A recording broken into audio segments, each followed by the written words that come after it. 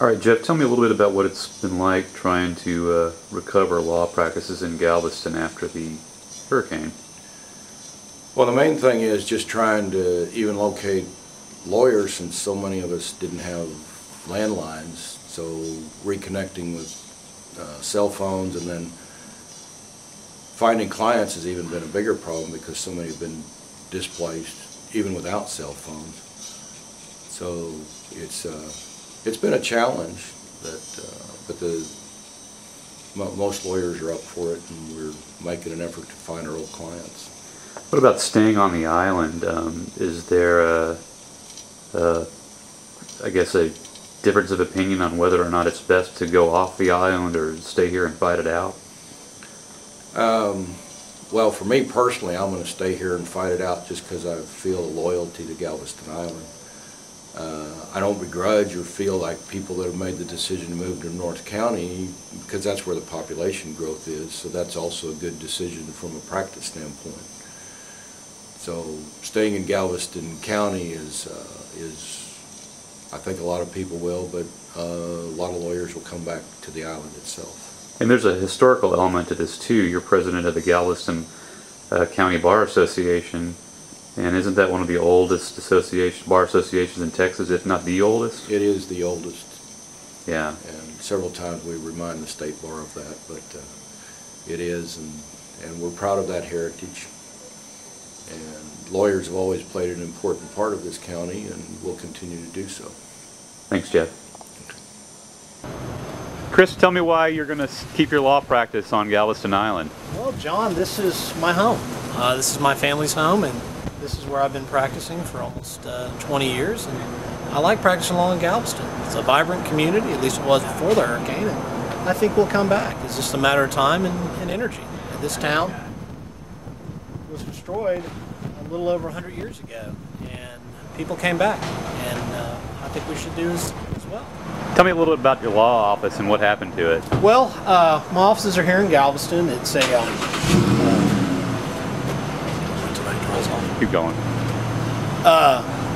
We have offices in Houston, but our home office is here in Galveston. I have 2 support staff people, and my practice is primarily civil litigation. Do a lot of personal injury work. I was with a large defense firm for many years, and I left to go to the plaintiff side of the docket, where I've been for about 6 years now, and I really enjoy it. And we had a very vibrant practice. We still do. Before the hurricane hit the island, I was able to rescue all of our paper files and our computer systems so they were not destroyed. But John, if you look, the water came up to right about here, and that destroyed all of our office furniture, our artwork, all of my diplomas and law license were waterlogged. I've gotten those fixed, but everything, our desks, our conference room table, our file cabinets, everything, carpet, all destroyed. And we've thrown it away, and as soon as we can, with the contractors on their schedule, we'll rebuild and get new furniture and start over again. Do you have insurance? We had insurance on the building itself, and we're having an issue that we may have an issue regarding the contents. But even with that goes bad, I still think we'll be okay.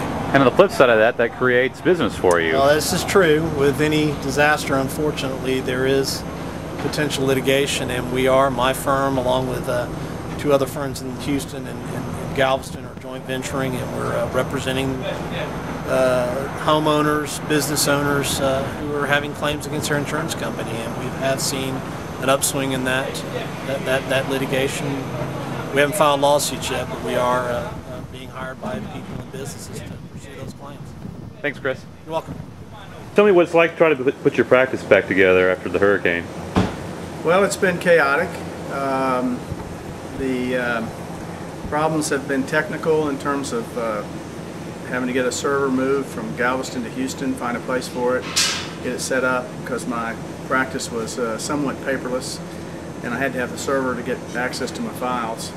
Once I got that, then both my secretary and I could work from home once we got internet restored to our houses, but that took a while.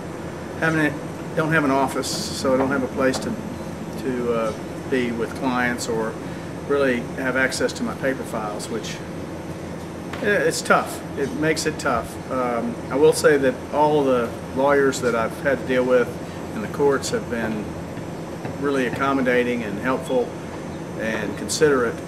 So there's been a lot of slack in the practice in that regard, which has been a godsend. Otherwise it would have been terrible, but that's what it's been like. You seem to have a problem that's not really unique to solo and small firms, in that you're renting space, and even though that space isn't that damaged, you can't have access to it. Has that been a headache for you? Sure. I mean, I'm a displaced person in terms of my profession. My offices are, even though they're accessible and they're relatively unscathed, there's no electricity, there's no heating, air conditioning, there's no internet or telephone service, so I can't really use the space, and can't bring clients there, can't have depositions or conduct my practice from there. So yeah, it's a enormous dislocation and disruption, and obviously it's adversely impacts the ability to make money, which you know, it makes it tough. How long do you think it's going to be till you get back on track? Oh, a good half a year to a year to get back to normal, any kind of normalcy, I think. Thanks, Tim. You're welcome. All right, Mr. Bassett, tell me what you found in your office when you came back after the storm. Oh, it was in utter turmoil. We'd had about 6 feet of water at least, and the office was so covered with mud and muck and mildew and growth, and I describe it as being taking a bunch of mud and throwing all your furniture and your files into a washing machine and spitting it out, because that's the way the office looked. It was just a total disaster. We had all of it was just hauled out to the street and abandoned. Now, you don't own this office. I understand you have a very understanding landlord. Yes, I do. He's my son. My son Keith owns the building, and so he's been very accommodating. He gave me a space after I retired from my former law firm, and so we've been there ever since. Now, you're in a little different position than a lot of lawyers in Galveston as to how important it is to get back to your practice. Tell me a little bit about that. Yes, I actually retired in 2004 from a law firm, and since then I've just been practicing on my own as a sole practitioner, maintaining an office here. I don't feel the necessity to get a daily paycheck anymore, and so I don't have to pursue it as rapidly as some of the people that are in law firms and together. So being semi-retired is somewhat of an advantage. Yeah, and you do mainly estate work, correct? Yes, I do. Yeah, estate work, real estate work, things, transactional matter. And any files you're concerned about not having in your office anymore? I wish I had them, but I don't. And there was no way to resurrect them. They were just totally destroyed, and there was no way to go through them. There's no way to do anything with them. In effect, they shredded themselves. Thanks, Mr. Roll. Okay.